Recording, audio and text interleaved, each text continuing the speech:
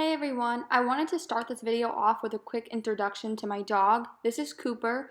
He is a lab mix. We're not sure what he's mixed with, but if you have a lab or a husky or any dog that sheds, this video will definitely help you. So I'm going to start off by showing you guys what I use on a daily basis.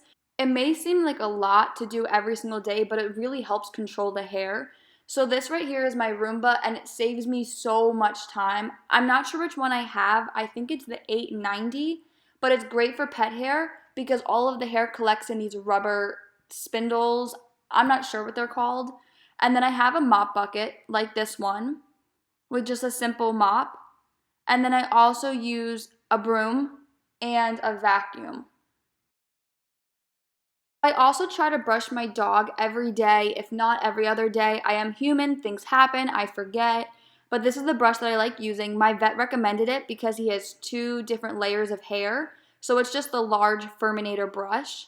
And then I also use this maybe once a month if he doesn't get to go to the groomers. It's a deshedding shampoo from Furminator as well.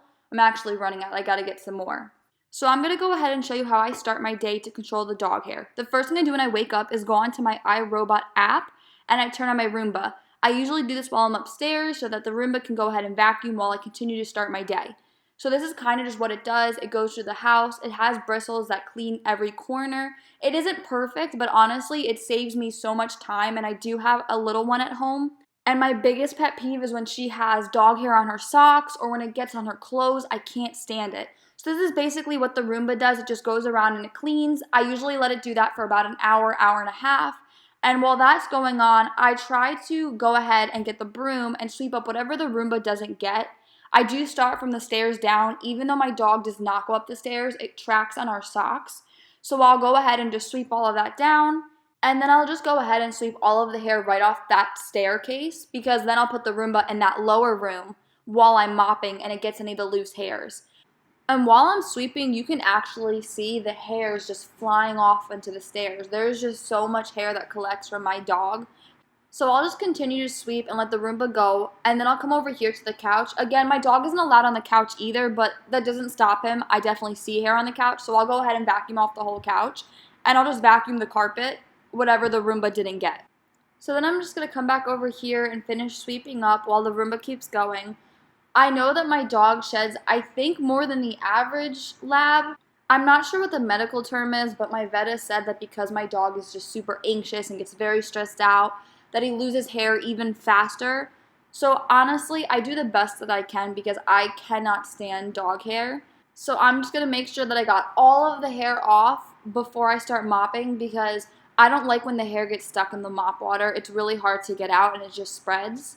So then my next thing that I do, this is kind of unnecessary, but to me I like it because it picks up just any loose hairs that I did miss. I'll go ahead and turn on my vacuum, and I'll just make sure that the setting is on hardwood floor. That's usually next to the number 1, but just double check with your vacuum, because if it's up high and it's on a high carpet, it's not going to get any of the hairs. So I just go ahead and I run it really quick through my hardwood floor just to make sure that I'm getting anything that's left over. So it's just a nice clean surface when I go to mop. I'm going to go ahead and fast forward through this because it's not very exciting to watch, but I just run it through everything.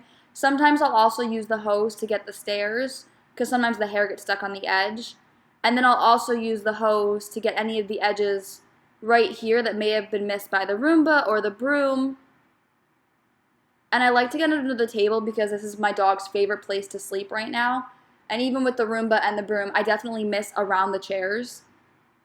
And I just thought this was kind of funny. My dog is completely scared of the vacuum, so he stands right here while I'm vacuuming. I try to do it as fast as possible so it doesn't upset him too much. Once I'm done vacuuming, I go ahead and I get my mop bucket all ready. I just use hot water, and then I add a little bit of this. Right now I'm using Fabuloso. It leaves a really good smell on the floor, and it also cleans really well. So once I fill up my bucket about halfway, I just go ahead and dump some of this in. I think the back of it says to add 1/4 to a gallon of it. I'm not really sure exactly what the back says.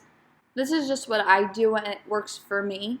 So once I finish, I grab my mop. I am using a magic eraser mop. I like it because if there's any spots or dirt on the floor, I can just pull up the mop and I can scrub it with the bottom part. So I just go ahead and go all the way down my stairs. This is usually where I start first so that they're nice and dry. Also because this is where my child is learning how to walk up the stairs, so she still kind of does the bear crawl, and she touches each step as she goes, so I like to make sure it's super clean. I also am having a hard time doing this with just one hand, I'm not gonna lie, so it looks kind of funny. And then once I get done here, I just go ahead and I mop the whole floor. I like to just start where I know I have an exit route because I don't like leaving feet print or stepping in the wet ground. So I just go ahead and I mop. Again, this may seem super tedious to some of you guys, but to me, I'd rather spend 20 minutes a day doing this than spending 2-3 hours every week thoroughly cleaning after hair is just caked up and clumped up. So I do this every morning. Typically, I do it when my daughter's eating breakfast so that she's not walking across the wet floor. Whatever works for you. But just do this really fast each day, and then you won't have nearly as much hair as you've had in the past. So this is what it looks like once it's all clean. And then I go ahead and I will get my Roomba, and I'll put it in the bottom floor, because once the bottom floor is completely clean and hair-free, I'll go ahead and mop down there. So I just wanted to show you guys kind of how much hair my dog does shed. So I did move his bed down here while I was mopping. I just cleaned his bed last week, and this is how much hair has come off on his bed. It's insane how much he sheds. But regardless, I love my dog. I've had him for about 2 years. He is the sweetest and most loving dog. So really quick, I just wanted to show you what I do when I brush my dog. I always do it outside just because the hair gets everywhere. And I'll kind of just hold him with my legs and I'll just brush him. Now, labs do have a winter and a summer coat, so around springtime right now is when they're shedding the most to shed off their winter coat. So this is great because it gets both layers.